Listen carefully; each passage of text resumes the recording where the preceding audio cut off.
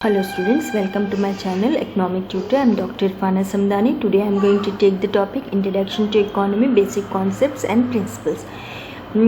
यहाँ पर हम डिस्कस करेंगे what is economy, scarcity and choice, micro and macro economy, difference between micro and macro economy, simple economy and complex economy, different type of economy, central problem of economy, solution to the central problem of economy and different types of economy.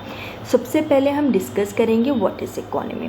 आप अपने आसपास रोज़ाना देखते हैं shops, offices, farms, roads, railway, cinema halls, hospitals वगैरह।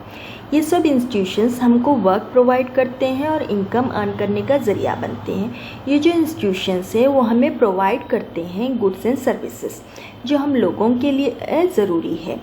जब हम इन सब इंस्टीट्यूशंस और ऑर्गेनाइजेशंस के एक्टिविटीज़ को कलेक्टिवली स्टडी करते हैं तो इसे इकोनॉमी कहते हैं। इकोनॉमी एक ऐसा ब्रांच ऑफ नॉलेज है जो इंसान की उन एक्टिविटीज़ को स्टडी करता है जो कि एक इंसान अंडरटेक करता है in order to acquire the wealth या स्केर रिसोर्सेज।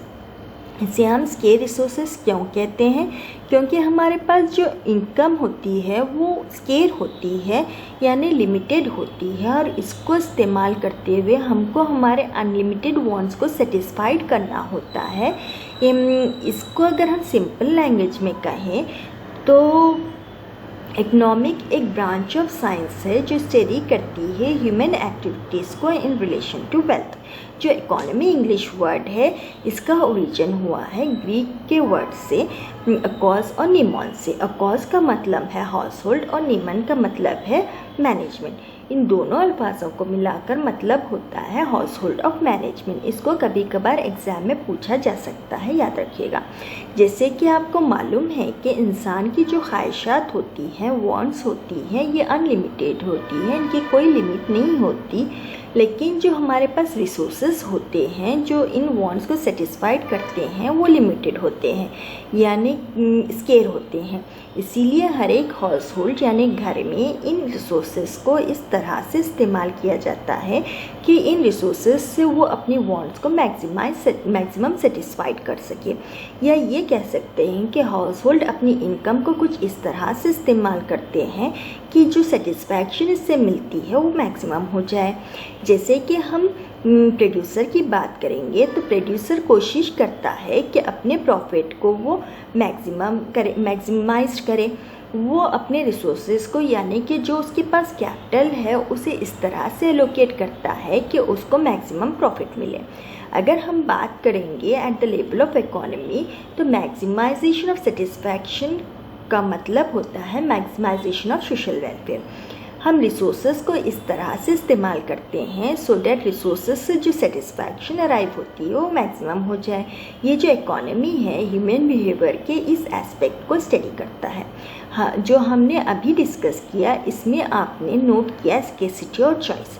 तो स्केर्सिटी क्या होती है? एक ऐसी सिचुएशन होती है जब आपके पास जो अवेलेबल रिसोर्सेज हैं वो कम है और आपकी जो वांट्स है वो विशेस हैं वो बहुत ज़्यादा है यानी कि सप्लाई कम है और डिमांड ज़्यादा है।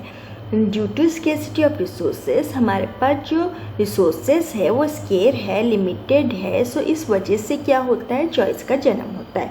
चॉइस क्यों होती है? क्योंकि हमारे पास जो रिसोर्सेज हैं वो कम हैं और जो रिसोर्सेज अवेलेबल हैं अब उनके भी बहुत सारे ऑल्टरनेटिव यूजेस हैं यानी कि एक चीज़ के बहुत सारे यूजेस हैं। जैसे कि हमारे पास मिल्क है तो मिल्क के बहुत सारे यूजेस हैं। मिल्क को हम बेच सकते हैं, इससे हम बटर बना सकते हैं या इससे हम दही बना सकते हैं और बहुत सारे यूजेस हैं। इसीलिए हमें चॉइस करना पड़ता है। अब चॉइस क्या होता है? जब हम प्रॉब्लम ऑफ चॉइस यानी कि इकोनॉमिक प्रॉब्लम को ही प्रॉब्लम ऑफ चॉइस कहते हैं, इसको स्टडी करते हैं eight the level of individual तो इसको हम कहते हैं माइक्रो इकोनॉमी। और जब हम इस प्रॉब्लम ऑफ चॉइस को यानी कि इकोनॉमिक प्रॉब्लम को at the level of country as a whole और at the level of economy as a whole study करते हैं तो इसको हम कहते हैं माइक्रो इकोनॉमी। जो हमारे पास माइक्रो इकोनॉमी है यहाँ पर जो वर्ड माइक्रो है ये भी डिराइव हुआ है ग्रीक वर्ड मिक्रोस से जिसका मतलब है स्मॉल। ये जो माइक्रो इकोनॉमी है वो स्टडी करती है तमाम economic activities small group of units में, क्योंकि इसका जो माइक्रो वर्ड है इसका मतलब है स्मॉल। तो ये स्टडी करेगा small group of economics units को, जैसे कि demand for solve for all house hold. Micro economy जो है माइक्रो इकोनॉमी में जो हम स्टडी करते हैं वो है demand theory, theory of production, theory of price determination and factor pricing, जिसे हम डिस्ट्रीब्यूशन भी करते हैं। इसके बाद आती है माइक्रो इकोनॉमी। जो वर्ड माइक्रो है ये भी ड्राइव हुआ ग्रीक वर्ड से माइक्रो से, इसका मतलब है लार्ज। तो इससे आपको मालूम हो जाता है कि जो माइक्रो इकोनॉमी है स्टडी करेगा activities related to economy as a whole, यानी पूरे कंट्री की बात करेंगे, यानी पूरे रीजन की बात करेंगे। तो इसके अंदर जो हम स्टडी करेंगे वो होगा एग्रीगेट डिमांड, यानी टोटल डिमांड या टोटल एम्प्लॉयमेंट या general price level in an economy. तो ये हो गया माइक्रो और माइक्रो इकोनॉमी। अब हम स्टडी करेंगे इनके बीच के डिफरेंसेस की। जो माइक्रो इकोनॉमी है जिस तरह से हमने अभी डिस्कस किया, ये उन तमाम इकोनॉमिक एक्टिविटीज़ जो कि एक इंडिविजुअल लेवल पर होती हैं स्टडी करता है, जैसे कि इंडिविजुअल फर्म हो गई, इंडिविजुअल हाउस होल्ड हो गया या इंडिविजुअल कंज्यूमर हो गया। अब जो माइक्रो इकोनॉमी ये स्टडी करती है इकोनॉमिक एक्टिविटीज़ या economic relationship at the level of economy as a whole. इसके बाद जो माइक्रो इकोनॉमिक है ये बेसिकली कंसर्न है with the determination of output and price of an individual firm और इंडस्ट्री। ये डिस्कस करता है इंडिविजुअल फर्म या इंडस्ट्री के आउटपुट एंड प्राइस पॉलिसी को, इसीलिए हम माइक्रो इकोनॉमी को कहते हैं थियरी ऑफ प्राइस। इसको याद रखिएगा, कभी कभार पूछा जा सकता है। इसके बाद जो माइक्रो इकोनॉमी है ये बेसिकली कंसर्न है determination of output in general price level. जिस तरह से माइक्रो इकोनॉमी स्टडी करता है आउटपुट और प्राइस की, इसी तरह से माइक्रो इकोनॉमी स्टडी करता है, पर ये स्टडी करता है aggregate output and general price level in the economy. इसीलिए हम माइक्रो इकोनॉमी को कहते हैं theory of income and employment. इसको भी याद रखिएगा। इसके बाद जब हम स्टडी करते हैं माइक्रो इकोनॉमिक को, हमारे पास जो माइक्रो वेरिएबल होते हैं यानी कि जो हमारे पास लार्ज वेरिएबल होते हैं उनको हम एज्यूम करते हैं constant. For example aggregate output is given while setting the determination of output. जब हम एक सिंगल इंडस्ट्री या यूनिट की बात करेंगे तो हम एज्यूम करेंगे टोटल और aggregate output as a whole जो है वो कांस्टेंट है। इसी तरह से जब हम डिस्कस करेंगे माइक्रो इकोनॉमिक की तो हम यहाँ पर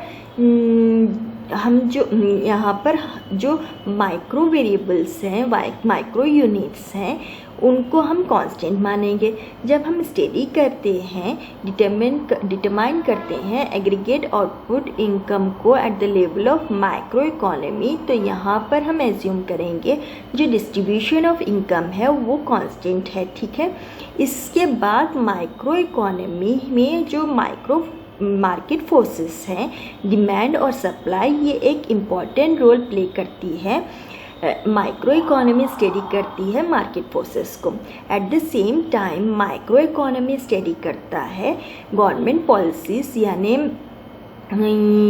यानी मॉनेटरी और फिजिकल पॉलिसीज़ एक इम्पॉर्टेंट रोल प्ले करती है in solving the microeconomic problem like unemployment, poverty and inflation। जो माइक्रो इकोनॉमी है ये स्टडी करता है unemployment in a country as a whole या एक रीजन में होती है। तो ये था difference between micro economy and macro economy. Now हम नेक्स्ट डिस्कस करेंगे पॉजिटिव इकोनॉमी और नॉर्मेटिव इकोनॉमी को। यहाँ पर जो पॉजिटिव इकोनॉमी है वो डील करती है इकोनॉमिक इश्यूज और इकोनॉमिक बिहेवियर को related to past, present and future, यानी कि पास्ट में क्या हुआ था, आज क्या हो रहा है और फ्यूचर में क्या होगा। लेकिन नॉर्मेटिव इकोनॉमी में सिर्फ ओपिनियन यूज़ होती है, यानी कि क्या होना चाहिए, क्या होना चाहिए था, क्या होना आगे क्या होना चाहिए और प्रेजेंट में क्या होना चाहिए। अब जो पॉजिटिव इकोनॉमी है इसकी स्टेटमेंट क्या होती है, ये कहाँ से शुरू होती है, ये स्टार्ट होती है व्हाट वाज, यानी कि क्या था, व्हाट इज़ यानी कि क्या है, एंड व्हाट वुड बी यानी कि क्या होना होगा। एट द सेम टाइम जो स्टेटमेंट ऑफ नॉर्मेटिव इकोनॉमी है ये स्टार्ट होती है व्हाट शुड बी यानी कि क्या होना चाहिए। तो इससे आपका ओपिनियन बिल्कुल क्लियर होगा। Statement of positive economy is not necessary the statement of truth. Positive economy का जो स्टेटमेंट होता है वो ट्रू भी हो सकता है, फॉल्स भी हो सकता है। फॉर एग्ज़ाम्पल मैं आपसे कहूँ कि चाइना का पॉपुलेशन कम है इंडिया के पॉपुलेशन से, तो ये हुआ फॉल्स स्टेटमेंट, क्योंकि हम जानते हैं कि चाइना का पॉपुलेशन इंडिया के पॉपुलेशन से ज़्यादा है। लेकिन हमारे पास जो नॉर्मेटिव स्टेटमेंट है ये ट्रू और फॉल्स कोई भी हो सकता है, बिकॉज जस्ट ये ओपिनियन है, तो ओपिनियन तो गलत और सही नहीं हो सकता है, क्योंकि वो तो आपका ओपिनियन है। Facts and figures are verifiable, यानी यहाँ पर हम पॉजिटिव इकोनॉमी से कुछ तो वेरीफाई कर सकते हैं, जैसे कि हमने अभी डिस्कस किया था कि चाइना का पॉपुलेशन कम है इंडिया के पॉपुलेशन से, तो आप इसको वेरीफाई कर सकते हैं। लेकिन जो नॉर्मेटिव इकोनॉमी है यहाँ पर ओपिनियन होगा, एक ओपिनियन होगा कि जो ओल्ड एज पेंशन है इसको बंद कर देना चाहिए, ये एक ओपिनियन है। अब इससे क्या ऐसे कैसे कह सकते हैं कि आपका जो ओपिनियन है वो सही है या गलत है, ये तो एक ओपिनियन है। ये जो नॉर्मेटिव इकोनॉमी है वो एक ओपिनियन को डिस्कस करती है, और जो पॉजिटिव इकोनॉमी है वो डिस्कस करता है क्या होगा, क्या हो रहा है और क्या आगे होने वाला है। So this is the difference between positive and normative economy. Next हम डिस्कस करेंगे what is economy। अब एक इकोनॉमी क्या होती है, इससे पहले भी हमने डिस्कस किया कि इकोनॉमी एक ऐसा सिस्टम है जहाँ पर पीपल अर्न करते हैं अपना लाइवलीहुड, जहाँ पे लोग क्या करते हैं, इकोनॉमिक एक्टिविटीज़ परफॉर्म करते हैं। हम सिंपल लैंग्वेज में कहेंगे, क्या सिंपल लैंग्वेज में ये कह सकते हैं कि economy is the system way people perform the economic activities. अब ये जो इकोनॉमिक होती है ये 2 टाइप्स की होती है। जनरली हम इसको क्लासिफाइड करते हैं, तो पहली इकोनॉमी होगी सिंपल इकोनॉमी और दूसरी होगी कॉम्प्लेक्स इकोनॉमी। अब सिंपल इकोनॉमी है, इस सिंपल इकोनॉमी में जो इनकम होती है वो कम होती है, और जो कॉम्प्लेक्स इकोनॉमी होती है उसमें लोगों की इनकम हाई होती है, यानी ज़्यादा होती है। सिंपल इकोनॉमी में क्या होता है, जो वांट होती हैं वो मल्टीपल होती हैं, लेकिन स्मॉल होती हैं, एनॉर्मस या ज़्यादा बड़ी नहीं होती। एट द सेम टाइम जो कॉम्प्लेक्स इकोनॉमी है वहाँ पर जो वांट है वो काफ़ी ज़्यादा होती है, मल्टीपल होती हैं और काफ़ी बड़ी होती हैं। अब देखिए सिंपल इकोनॉमी का जो मेन पॉइंट है वो है म्यूचुअल इंटरडिपेंडेंस इज़ लिमिटेड। जो सिंपल इकोनॉमी है वहाँ पर जो म्यूचुअल इंटरडिपेंडेंस है वो लिमिटेड होगी। अब म्यूचुअल इंटरडिपेंडेंस का मतलब होता है जैसे कि सोसाइटी का कोई निज़ाम हो, ये या रीजन हो या कंट्री एज अ होल हो, ये आपस में क्या होती है, एक दूसरे पर डिपेंड होती है, यानी इंटरडिपेंडेंट होती है। जैसे कि एक टीचर है, टीचर जो है वो डिपेंड होती है डॉक्टर पर, और डॉक्टर भी डिपेंड होता है टीचर पर। इसी तरह से बहुत सारे लोग सोसाइटी में एक दूसरे पर डिपेंड होते हैं। तो ये जो सिंपल इकोनॉमी है यहाँ पर जो डिपेंडेंसी होती है वो लिमिटेड होती है, यानी कि ज़्यादा लोग सेल्फ रिलायंस होते हैं। जो कॉम्प्लेक्स इकोनॉमी है यहाँ पर इंटरडिपेंडेंस काफ़ी ज़्यादा होती है। Degree of exchange is moderate.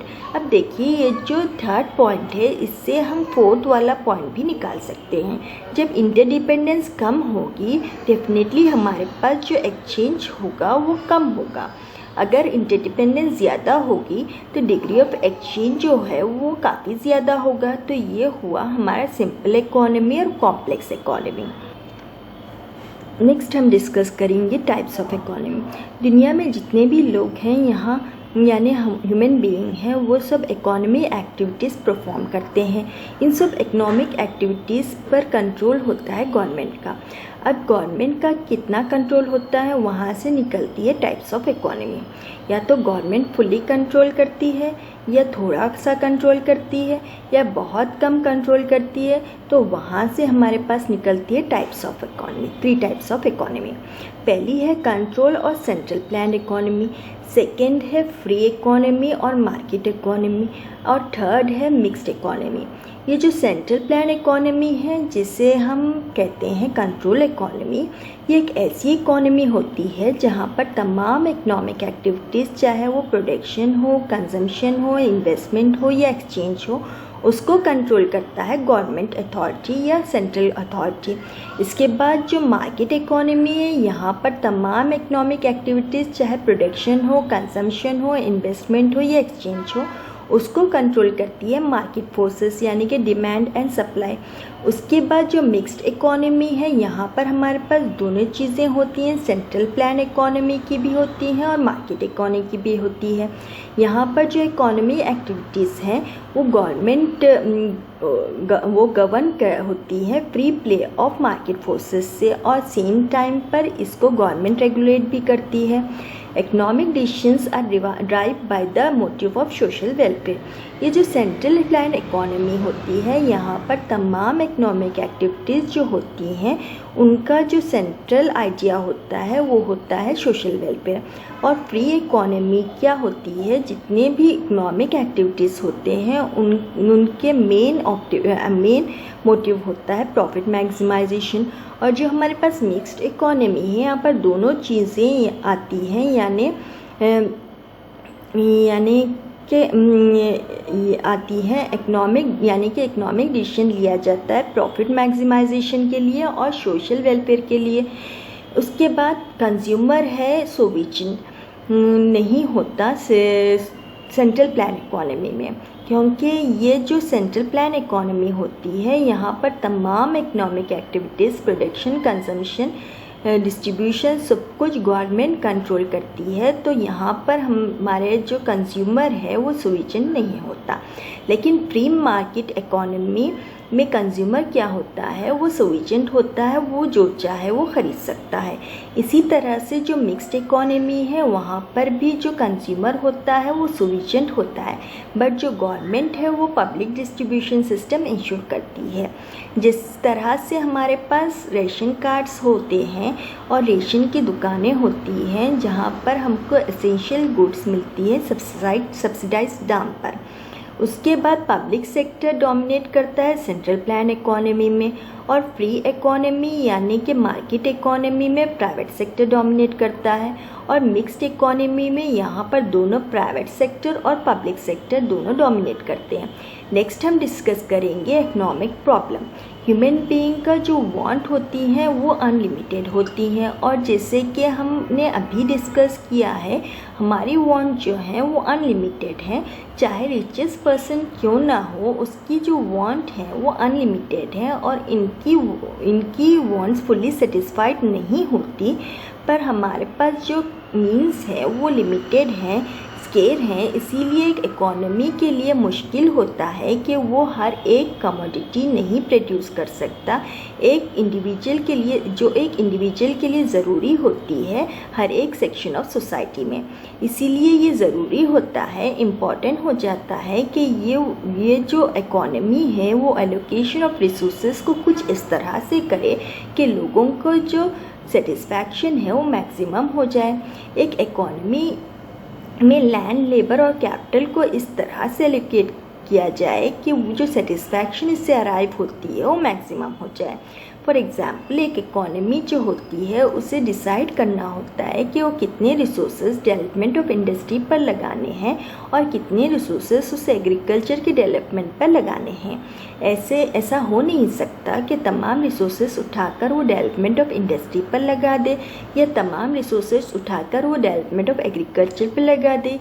यही एक प्रॉब्लम है जिसे उसे एलोकेट करना है। हेंस इकोनॉमिक प्रॉब्लम है क्या, इस प्रॉब्लम ऑफ चॉइस।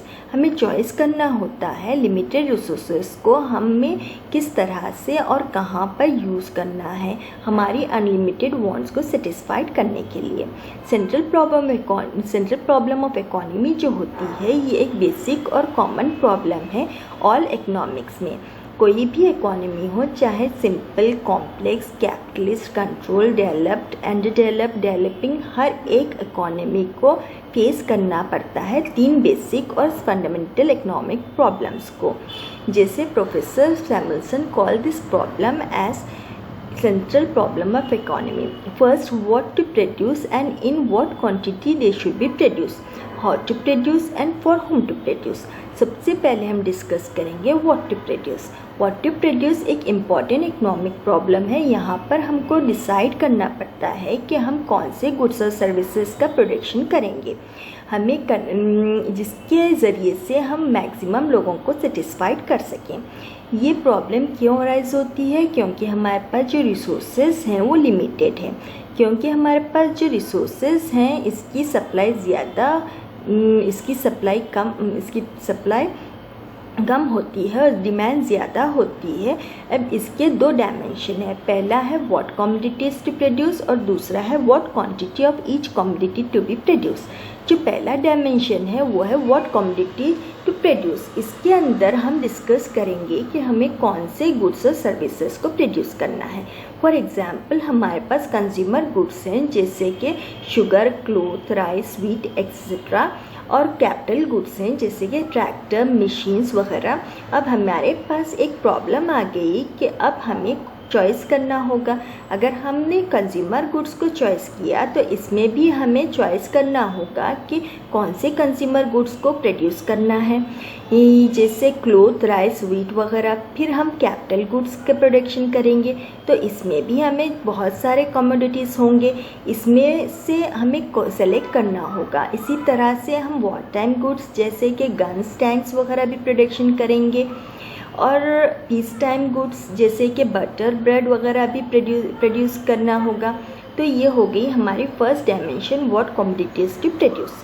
अब सेकेंड डायमेंशन क्या होती है, what quantity of each selected commodities to produce.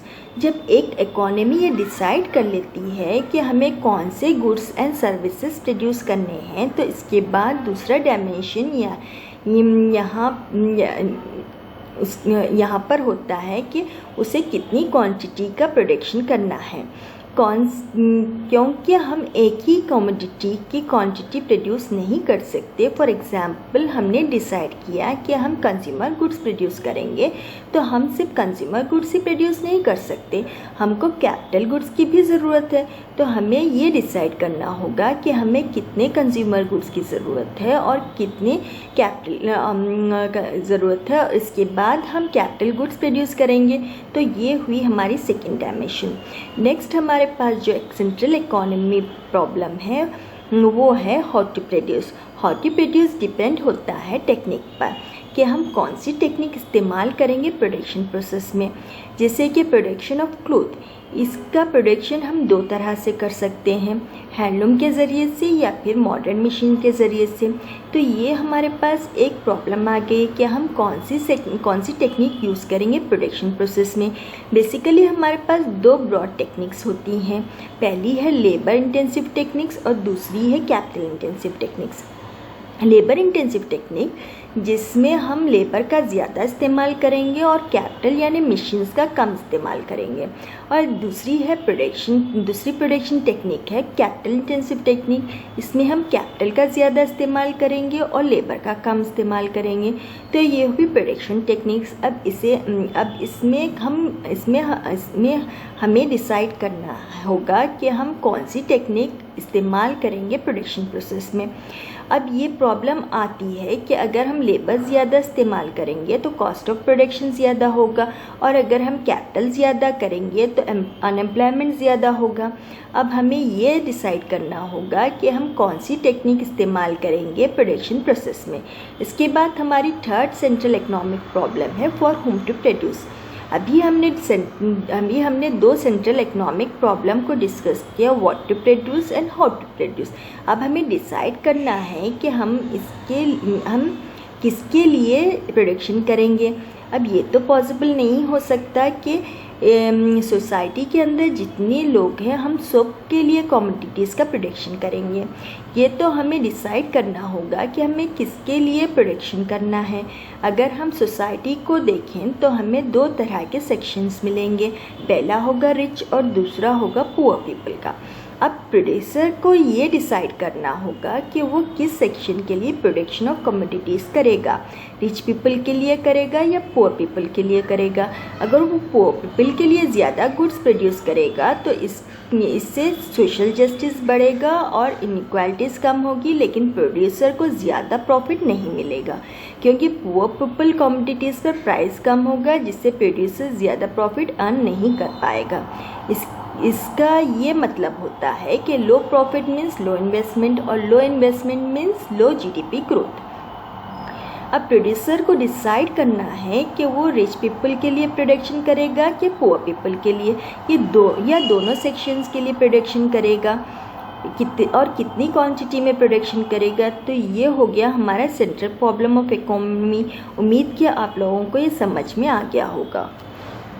अभी तक तो मैंने आपको सेंट्रल प्रॉब्लम ऑफ इकोनॉमी को समझाया था। अब हम डिस्कस करेंगे solution to the problem of central problem of economy in different types of economy. तो पहली इकोनॉमी होगी मार्केट इकोनॉमी।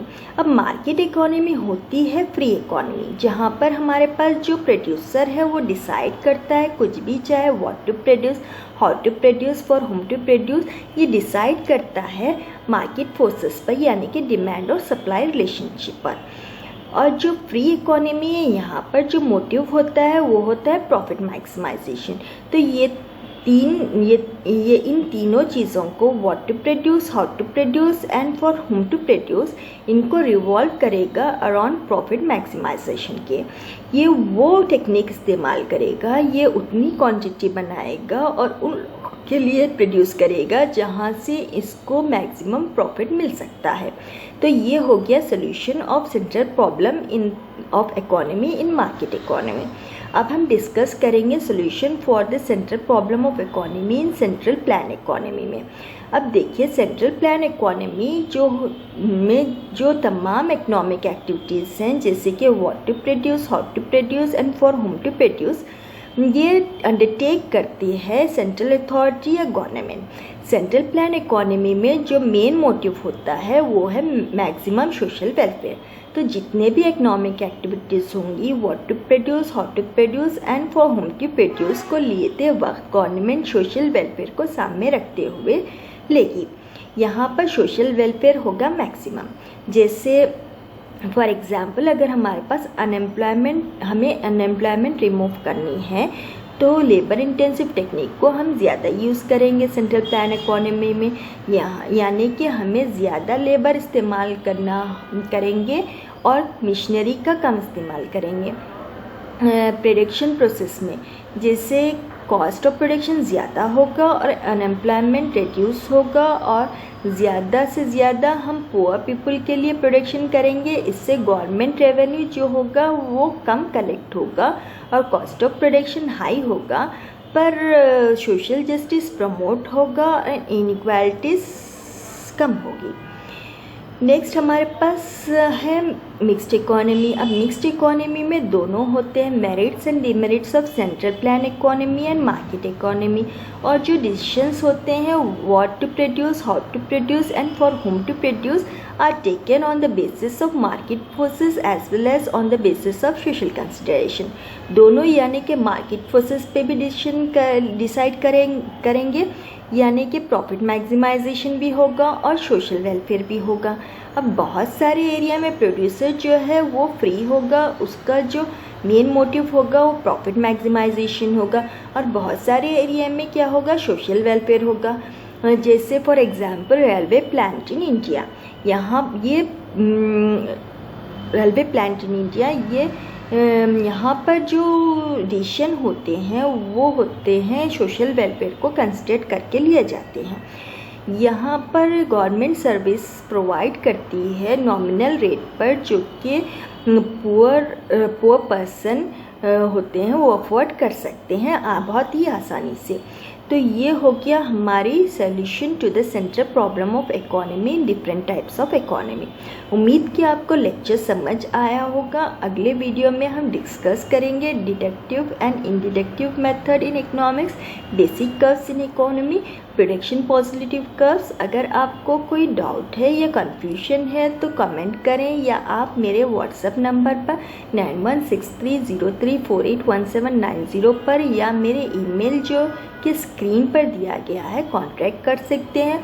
आपको मेरा वीडियो पसंद आए तो लाइक करें और सब्सक्राइब करना ना भूलें, ताकि आपको अपकमिंग वीडियोस की इत्तला मिलती रहे। Thank you for watching my video.